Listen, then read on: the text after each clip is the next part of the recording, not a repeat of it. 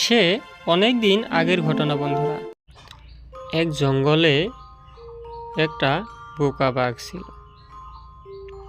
বাঘ ছিল প্রচণ্ড শক্তিশালী, তবে সে ছিল একটু বোকা আর অলস প্রকৃতির। জঙ্গলের পুরনো রাজা ছিল সিংহ।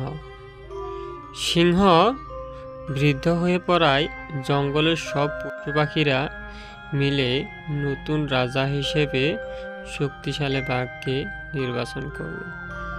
জঙ্গলের পশু পাখিরা সবাই ভেবেছিল যে বাঘ তো খুব শক্তিশালী, বাঘ নিশ্চয় আমাদের যে কোনো বিপদ থেকে রক্ষা করতে পারবে। রাজা হওয়ার পর বোকা বাঘ খুব অহংকারী হয়ে উঠল, আর সমস্যা শুরু হলো রাজত্ব চালাতে গিয়ে। কোনো এক সিদ্ধান্ত নিতে হলে সে কারো কথা শুনতো না, আর কখনো কখনো এমন কিছু কাজ করত যা খুবই হাস্যকর ছিল। একদিন একটা শিয়াল এসে বাঘকে বলল, রাজামশাই, আমাদের জঙ্গলের এক প্রান্তে শুকনো পাতায় আগুন লেগেছে। চলো সবাই মিলে আমরা আগুনকে নেভাতে হবে। এর উত্তরে বোকা বাঘ বলল, আগুনকে বলো আমাদের জঙ্গলে না আসতে, আমি এখন বিশ্রাম নিচ্ছি।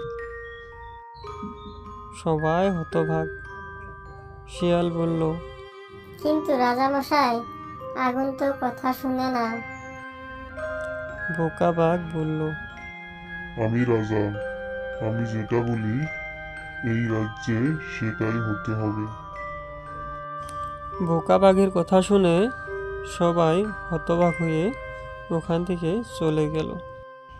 কিছুদিন পর একটি গাধা এসে বাঘকে বলল, রাজামশাই, জঙ্গলের একপাশে শিয়াল দল বেঁধে আমাদের ছোট ছোট প্রাণীদেরকে খাচ্ছে।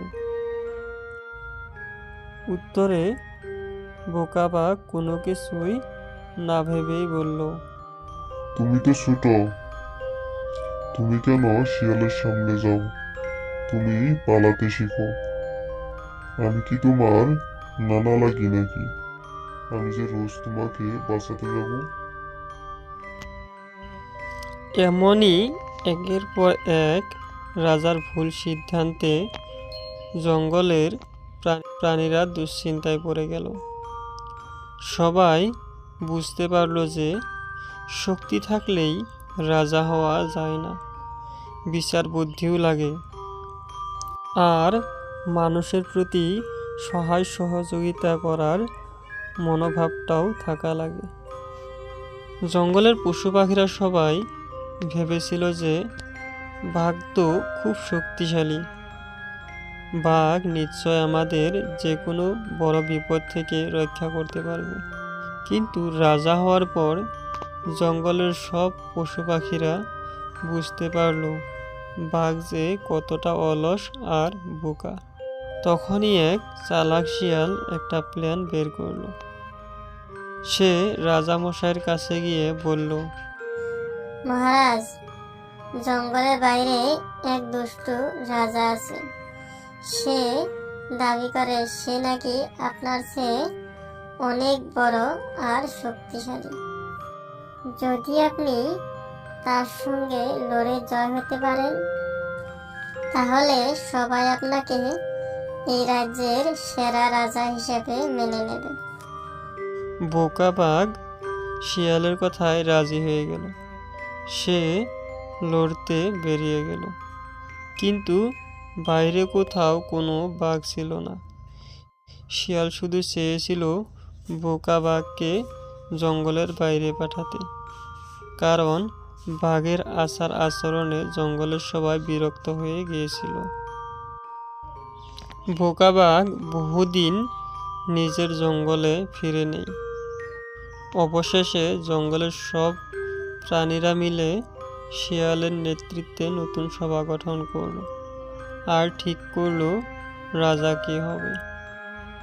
রাজা হবে সেই যার মধ্যে আছে বুদ্ধি, দয়া আর নেতৃত্বের যোগ্যতা।